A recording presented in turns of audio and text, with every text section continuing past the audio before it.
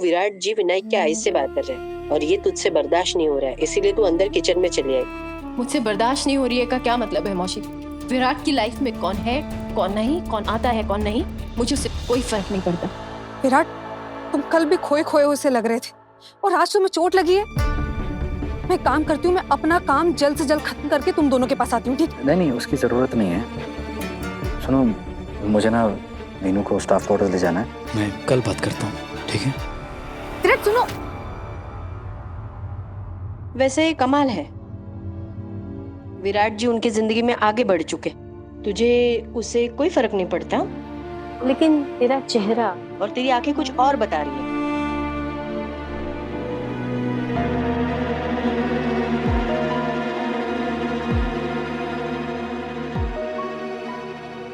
मैं तो ये समझ नहीं पा रही हूँ कि एक इंसान जिसने तुझे इतने सालों तक ढूंढने की कोशिश तक नहीं की, आज वो तेरे लिए उन गुंडों से लड़ पड़ता है।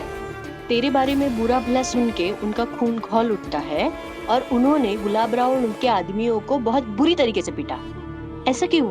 जवाब है कोई सही? मैं तो बस यही सोच रही हूँ कि अगर विराट जी को तेरी परवाह नहीं है तो उन्हें बुरा क्यों लगा?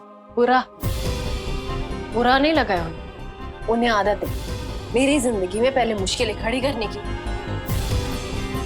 और फिर उन मुश्किलों का हल निकालने की। खुद आ जाते हैं भगवान बनके कि लो आ गया तुम्हारा देवता, तुम्हें इस जालिम दुनिया से बचाने। मैं बस उनके बेटे का इलाज कर रही हूँ, हमारे बीच में उसके अलावा और कोई नाता नहीं है। वो आवाज काफी सुनी सुनी सी लग रही थी। हो सकता है शायद वो उसी औरत की आवाज हो जिससे मैंने कल बात की थी, लेकिन पता नहीं, बहुत पहचानी हुई सी आवाज थी वो।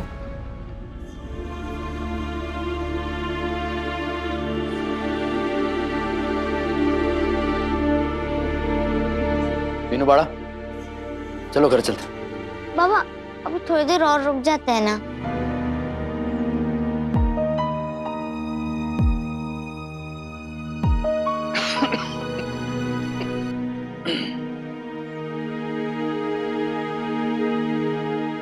पानी। No thanks. जैसी आपकी मर्जी। इतनी नाराजगी है तो मुझे भी फर्क नहीं पड़ता। नाराज तो तुम थी, तभी तो जिंदा होने के बावजूद इतने सालों तक तुमने मुझे कॉल करने की कोशिश तक नहीं की। अरे नाराज होना तो कोई तुमसे सीखे। इतनी नाराजगी कि सामने वाला तिल तिल मर रहा है लेकिन तुम्हें कोई फर्क ही नहीं पड़ता। आपको पता भी है आप क्या कह रहे हैं? जिंदा होने के बावजूद मतलब आपकी याददाश्त कमजोर हो गई है या मेरे घर से निकलते ही मुझे मरा हुआ मान लिया था? मेरी याददाश्त कमजोर नहीं हुई, तुम्हारी हुई है। तुम घर छोड़कर गई थी, तुम वीनू को लेकर चली गई थी, तुमने मेरे वीनू को मुझसे दूर किया था। आपने मुझे मजबूर किया था क्योंकि आपके ऊपर पाखी दीदी का पक्ष लेने की धुन सवार थी। आपने हमेशा उनका साथ दिया, आपको उनकी गलती कभी नजर ही नहीं आई। बस करो, इस सब में अगर कोई गलत है तो वो तुम हो। अपनी गलतियों पर पर्दा डालना बंद करो, सफाई देना बंद करो। मैं आपको कोई सफाई देने की कोशिश नहीं कर और न ही मुझे आपको सफाई देने की जरूरत है क्योंकि मेरी गलती थी ही नहीं, गलत आप थे। Of course. ये मैं जीत गई। आई, मैंने विनायक को हरा दिया। नहीं, सभी ने चीटिंग की है। नहीं। खैर, इन सब बातों का अब कोई मतलब नहीं है। वैसे ही देर हो गई है, आपको जाना चाहिए। मेरी फिक्र करने की जरूरत नहीं है, चला जाऊंगा मैं।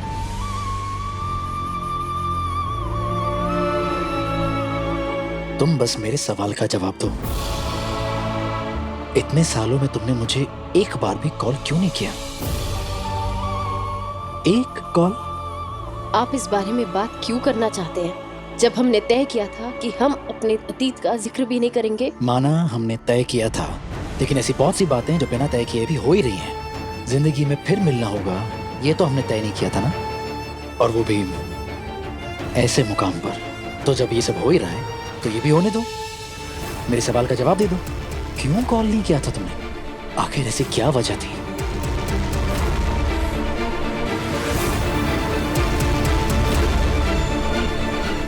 बोलो सही, सभी कहाँ मिली तुम्हें? किसकी बेटी है?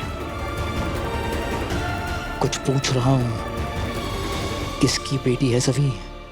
बाप कौन है?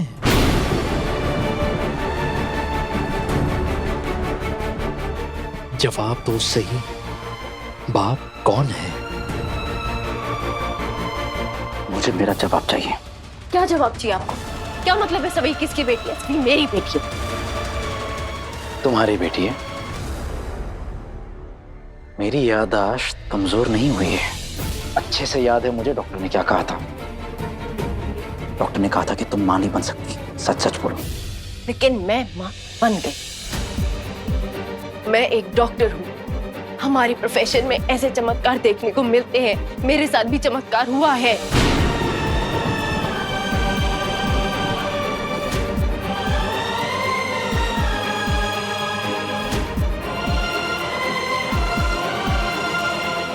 मतलब सभी सच में तुम्हारी बेटी है? तुमने सच में उसे जन्म दिया है?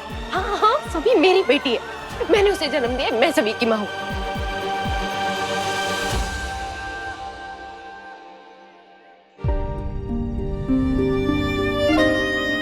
सभी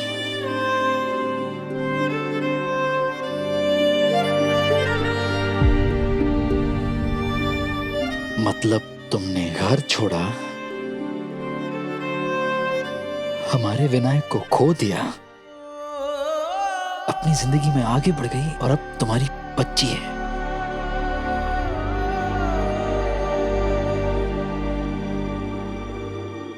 सभी का बाप कौन है? कौन है?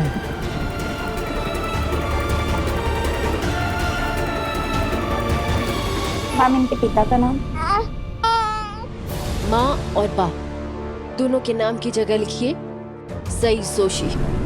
सच ये है कि सभी मेरी बेटी है, और सभी के बाबा कौन है ये बताना मैं आपको जरूरी नहीं समझती। नहीं, जरूरी है, और मेरे सवालों का जवाब तुम्हें देना होगा, क्योंकि तुम्हारी वजह से मैंने और मेरे परिवार ने बहुत कुछ झेला है, बहुत कुछ बर्दाश्त किया, और तुम बड़ी आसानी के साथ अपनी जिंदगी में आगे बढ़ते हुए दिख रहा है मुझे। इसलिए मुझे जानना है सभी का बाप कौन है। आप तो ऐसे कह रहे हैं जैसे आप अपनी जिंदगी में आगे नहीं बढ़े। आपने तो मेरा बड़ा इंतजार किया। हाँ,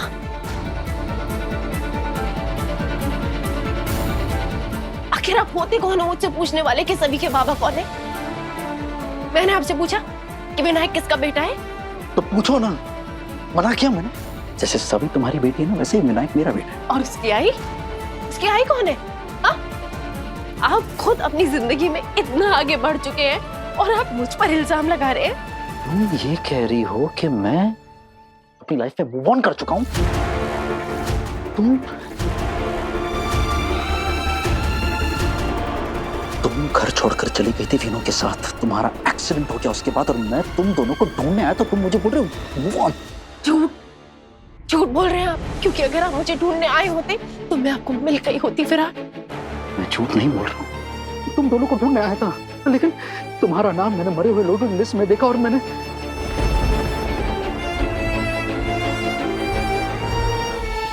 जिंदा लाश बन चुका था मैं तुम्हारे जाने के बाद।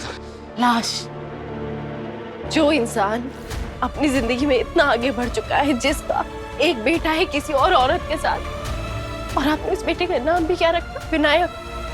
वो नाम जो हमने हमारे बेटे को दिया था क्योंकि मैंने नमस मांगी थी। इस नाम पर तुम्हारा कोई कॉपीराइट नहीं है, पापा का नाम है ये। दुनिया में हर कोई अपने बच्चे का नाम ये रख सकता है, और तुम क्या मुझे बोल रही हो? तुमने भी तो अपनी बेटी का नाम सभी रखा है ना, जो हमने डिसाइड किया था कि हम हमारी बेटी के लिए रखेंगे। हाँ तो सभी। हाँ तो सभी। मैं कब से तुम्हें कुछ बताने की कोशिश कर रहा हूँ, लेकिन तुम सुन नहीं रही हो, बस मुझ पर ना इल्जाम लगा रही हो मूव ऑन करने का, जो क्लियरली तुम कर चुकी हो। तो फिर मैं भी तुम्हें सफाई क्यों दूं? तो मैं आपसे सफाई कहाँ मांग रही हूँ? आप मुझसे सवाल पे सवाल पूछे जा रहे हैं आप। हाँ पूछूंगा, क्योंकि हक है मेरा कि मेरा बेटा कहाँ है, मेरा विनायक कहाँ है जवाब। पता भी है अपने बेटे को खोने के बाद कितनी तकलीफ में जिया हूं मैं। सिर्फ आपने विनायक को खोया है ना, आपको सिर्फ अपनी तकलीफ नजर आ रही है, मेरी तकलीफ तो नजर नहीं आई होगी ना। अरे आपने मुझे मजबूर किया था विनायक को लेकर चौहान निवास छोड़ने में, आपने मजबूर किया था। मजबूर नहीं किया था, मजबूर नहीं किया था। मैंने तुम्हें रोकने की कोशिश की थी, बहुत बार रोकने की कोशिश की। मैंने यहाँ तक कह दिया था कि अगर सही तुमने दहलीज पार की तो हमारे बीच में जो था, जैसा भी रिश्ता था, नहीं रहेगा। लेकिन वो फिर भी चली गई, सबको छोड़ के चली गई, पूरे घर को छोड़कर चली गई। सही, मीनू को भी लेकर चली गई मुझसे दूर। क्योंकि आप बाकी दीदी को घर वापस ले आए, मेरे मना करने के बावजूद। अगर आप उन्हें वापस नहीं लेकर आए होते, अगर वो घर में वापस नहीं आई होती, तो मैं घर छोड़कर कभी नहीं जाती। लेकिन आपने बाकी दीदी को ज्यादा इम्पोर्टेंट समझा, अपने बेटे से ज्यादा इम्पोर्टेंट समझा, अपनी बीवी से ज्यादा इम्पोर्टेंट समझा। पत्रलेखा, क्या फिर से परेशान क्यों? आई, मुझे बस वीनू और विराट की थोड़ी चिंता हो रही है। अब विराट है ना वहाँ विनायक का ख्याल रखने के लिए। और विराट का, उसका ख्याल कौन रखेगा? ओ ऐसा है का? मतलब तुम्हें तुम्हारे गोड़ू से ज्यादा मेरे गोड़ू की फिक्र है? नहीं आई, ऐसा नहीं है। मुझे वीनू ने अभी बताया कि विराट को चोट आई है। क्या? ज्यादा नहीं, लेकिन फिर भी चोट तो आई है ना। विराट भी ना, पापा विराट का ख्याल रखना। पत्रलेखा, तुम क्यों नहीं चली जाती वहाँ? देखो बेटा, जितनी भी समस्याएं थी तुमने सारी सुलझा दी है, और बड़ी बड़ी अड़चने तो अब नहीं है। तो जो भी छोटी मोटी मीटिंग्स है वो तो मोहित संभाल सकता है ना। तो मुझे लगता है कि तुम्हें वहां जाना चाहिए। बात पत्रलेखा की है ही नहीं, बात हमारी और हमारे बेटे की थी। हमारा बेटा विनायक, जिसे तुम लेकर चले गए और जो आज इस दुनिया में नहीं। नहीं, अगर विनायक मेरे साथ नहीं है तो उसकी वजह आप। मैं? हाँ। तुम ऐसा बोल भी कैसे सकती हो? बाबा, आप दोनों मेरे बारे में बात कर रहे हो?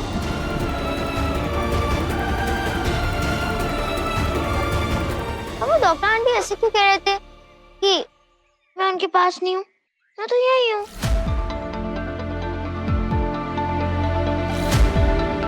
बड़ा वो तुम्हारी डॉक्टर आंटी ये कह रही थी कि कल तुम उनके साथ नहीं थे ना, वो मैं तुम्हें लेकर चला गया था, तो अगर साथ होते तो तुम्हारा इलाज जल्दी शुरू हो जाता। यही कह रही थी ना डॉक्टर? सही? हाँ, मैं यही कह रही थी बेटा। ओह, अच्छा।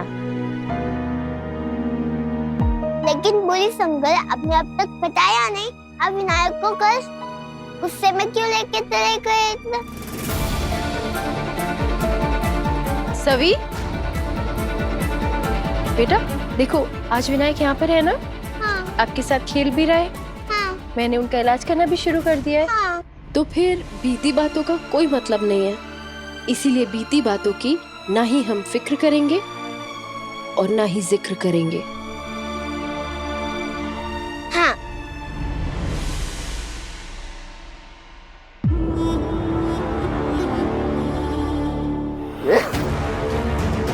ये ऊपर के जख्म है, अंदर के जख्म का क्या? उस डॉक्टर ने छोड़ेगा नहीं, उस डॉक्टर ने उसके आशिक को नहीं छोड़ेगा। मैं ये मास्टर ने सबको पढ़ाती है ना तू,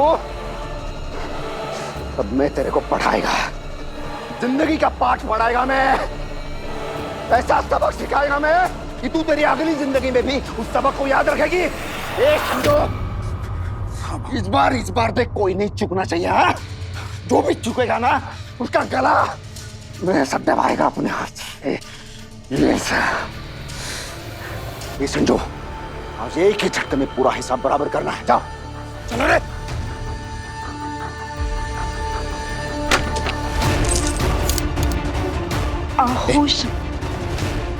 चुप।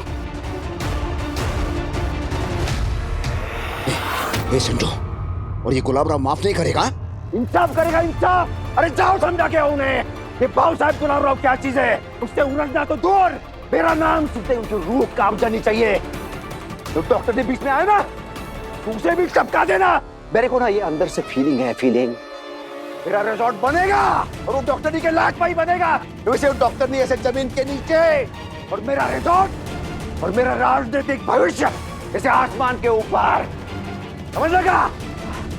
काम पूर्ण करून या सगळ्यांना पेढे तयार ठेवतो मी. जा. ओ भाऊ चलो रे, आज भाऊ की हर बेइज्जती का बदला लेना है. चलो. चले बाड़ा. हाँ बाबा, वैसे भी हमें कल सुबह आना है ना वापस. बाय कह दो. बाय सभी. By doctor aunty. बाय. नायक, कल हम गाँव के बच्चों के साथ मिलके खूब खेलेंगे, खूब मजा करेंगे. ठीक है. चलो बाय सभी. बाय.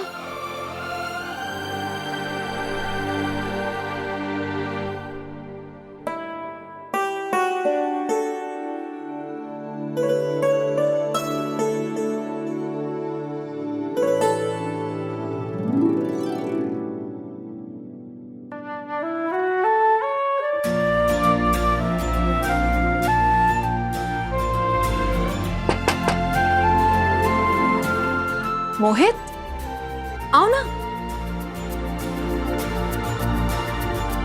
नहीं, वो कुछ इम्पोर्टेंट डॉक्यूमेंट्स थे, आपकी अर्जेंट साइन चाहिए थी इसलिए आ गया. ओके. आप बिजी नहीं थे ना? नहीं नहीं नहीं, मैं देखती हूँ कौन से पेपर्स. आओ बैठो. चलो.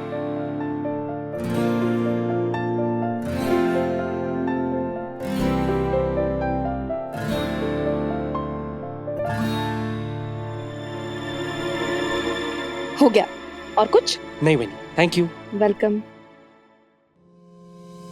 वहीनी, हाँ मोहित. वो मुझे आपसे कुछ बात करनी थी. हाँ बोलो ना, क्या बात है? एक्चुअली एक नहीं, मुझे आपसे 2 चीजें बोलनी थी. थैंक यू और सॉरी. वहीनी, बहुत टाइम से हिम्मत जुटा रहा हूँ आपसे बात करने के लिए. फाइनली आज हिम्मत आ गई तो बोल रहा हूँ. लेकिन किस लिए मोहित? मुझ पर भरोसा करने के लिए. वहीनी, एक वक्त था जब इस घर में किसी को मुझसे कोई उम्मीद नहीं थी. यहाँ तक कि मेरे बाबा को मुझसे कोई उम्मीद नहीं थी. लेकिन वहीनी, उन सब के बीच में आप एक इकलौती थी जिन्होंने मुझ पर विश्वास किया, मुझे एक नया रास्ता बताया. आप ही ने तो मेरे इस अंदर के वहम को मारा है कि मैं एक्टिंग को छोड़ के लाइफ में और कुछ नहीं कर सकता. आपने मेरे अंदर के आत्मविश्वास को जगाया वहीनी, और मुझे इस बात का एहसास दिलाया कि अगर मैं लाइफ में कोई बात ठान लूं और सच्चे दिल से उसको मानूं तो मैं सब कुछ कर सकता हूँ. अगर आज मुझे ये नकारा मोहित से जिम्मेदार मोहित की पहचान मिली है ना, तो वो सिर्फ आपकी वजह से मिली है वहीनी. लोग चाहे कुछ भी बोल दें कि मोहित पत्रलेखा का चेला है, उसका सेक्रेटरी है, उसकी बात में हाँ मिलाता है, लेकिन वहीनी, ये बात सिर्फ मेरा दिल जानता है. आपने मेरी जिंदगी बदल के रख दी.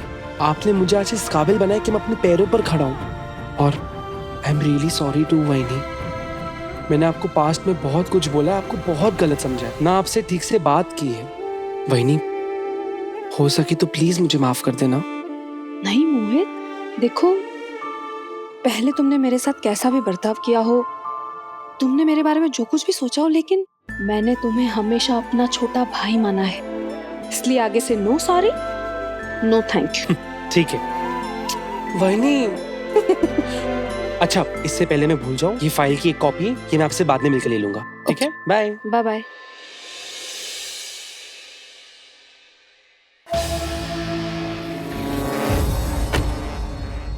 बाय सभी.